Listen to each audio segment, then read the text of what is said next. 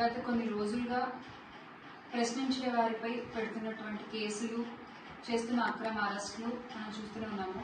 ఈరోజు నేను కేవీఆర్ అన్న కుటుంబ సభ్యుల్ని కలవడానికి రావడం జరిగింది.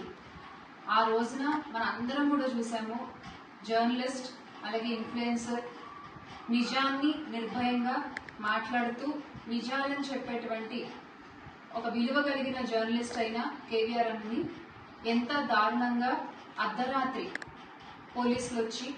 ఏపీ పోలీసులు వచ్చి ఈడ్చుకెళ్తూ అడ్డుకున్న కుటుంబ సభ్యుల్ని పక్కకి తోసేసి చిన్న పిల్లలని కూడా చూడకుండా వాళ్ళ ముందే వాళ్ళ నాన్నగారిని అతి కిరాతకంగా లాక్కెళ్తూ అరెస్ట్ చేసినటువంటి ఒక వైనాన్ని రాష్ట్ర ప్రజలు అందరూ కూడా చూశారు.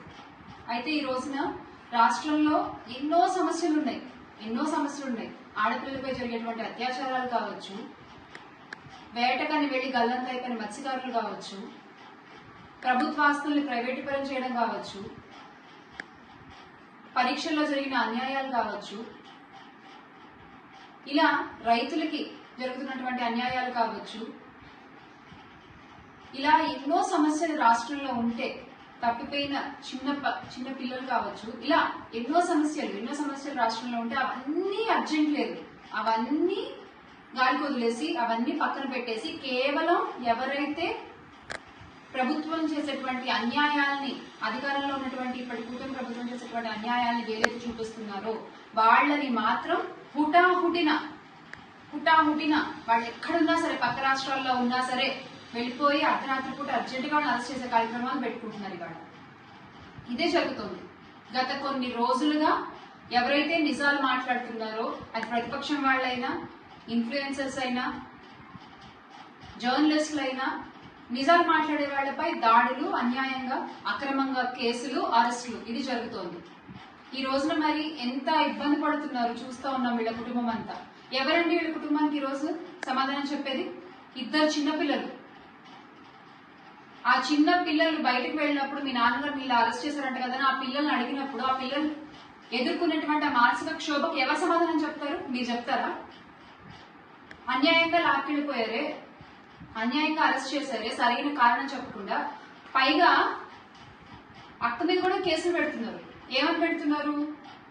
ఆ రోజంట కేవీఆర్ అన్నని అరెస్ట్ చేయడానికి వచ్చినప్పుడట అడ్డుకున్నారట, సరిగ్గా సహకరించలేదట పోలీసులకి, అందుకని ఇప్పుడు ఈవిడ మీద కూడా కేసు పెడుతున్నారు. ఎంత అన్యాయం అండి ఇది!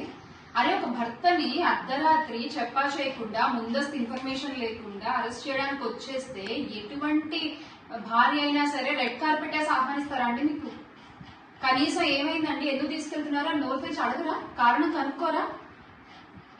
అది మన ప్రజాస్వామ్యంలో ఉన్న హక్కు కదా. ఎందుకు అరెస్ట్ చేస్తున్నారు, ఎక్కడికి తీసుకెళ్తున్నారు, ఏ కారణం మీద అరెస్ట్ చేస్తున్నారు నిజాలు మాట్లాడుకోవద్దు, తెలుసుకోవద్దా? మీ ఇష్టానికి మీరు పోలీసులు వచ్చేసి తీసుకెళ్లిపోతామంటే అలా అడిగినందుకు ఇప్పుడు ఈవిడ మీద కూడా కేసు పెట్టే ప్రయత్నాలు చేస్తున్నారు. ఒక్క మహిళ ఇవన్నీ ఎదుర్కొంటూ పోరాడుతూ ఉంది. మరి ఈ రోజు ఇటువంటి పరిస్థితులు చూస్తే జగన్మోహన్ రెడ్డి గారు కూడా హే రామ్ సేవ్ ఆంధ్రప్రదేశ్ అంటూ ట్వీట్ చేసేటువంటి పరిస్థితి వచ్చింది. ఎవరికి చెప్పుకోవాలో అర్థం కాక దేవుడిని మొరబెట్టుకుంటున్నారు. ఏంటి వ్యవస్థలు? జర్నలిజం అనేది 4th ఎస్టేట్ గా ఉంది, కానీ ఈ రోజున అదే జర్నలిజం పర్సనల్ ఎసెట్ అయిపోయింది కొంతమందికి. ఆ పర్సనల్ ఎసెట్ గా ఉండి ఆ జర్నలిజం చేసే వాళ్ళందరికీనేమో పల్లకి మోతలు, అలా కాకుండా మీరు చేసే తప్పులు ఎత్తి చూపించే వాళ్ళకందరికేమో అరెస్ట్. ఇది ఈ రోజున రాష్ట్రంలో జరుగుతుంది. ఒకటి మాత్రం గుర్తుపెట్టుకోవాలి, అది ఏ రాష్ట్రమో, అది ఆంధ్రప్రదేశ్, తెలంగాణ, లేకపోతే ఇంకే రాష్ట్రం అని మాట్లాడట్లేదు. ఒక జర్నలిస్ట్ కి ఈ రోజు జరిగిన అన్యాయం గురించి ఖచ్చితంగా మనం మాట్లాడుకోవాల్సిన పరిస్థితి. ఎవరైతే అధికారంలో ఉన్నారో వాళ్ళందరూ కూడా గుర్తుపెట్టుకోవాలి, ఒక జర్నలిస్ట్ అక్షరానికి మీ అధికారానికి, ఒక జర్నలిస్ట్ కళానికి మీ బలానికి, ఒక జర్నలిస్ట్ గుండె ధైర్యానికి మీ డబ్బుకి మధ్య ఒక యుద్ధం అనేది మొదలైంది. ఈ యుద్ధం చివరికి ఆఖరి చేరేసరికి ఖచ్చితంగా న్యాయమే గెలుస్తుంది, ధర్మమే గెలుస్తుంది అన్న విషయం మీరు గుర్తుపెట్టుకుని వ్యవహరిస్తే మంచిది. ఖచ్చితంగా ఈ విషయం కూడా కేవీఆర్ గారి అరెస్ట్ కూడా జగన్మోహన్ రెడ్డి గారి దృష్టిలో ఉంది. మీరు ఒక్కళ్ళు కాదమ్మా, న్యాయం వైపు నిలబడి పోరాడే వాళ్ళు ఎప్పుడూ ఒకళ్ళు కాదు. ఆ విషయం ఖచ్చితంగా గుర్తుపెట్టుకోండి. మీరు ధైర్యంగా ఉండండి, సరేనా? అందరం ఉన్నాం.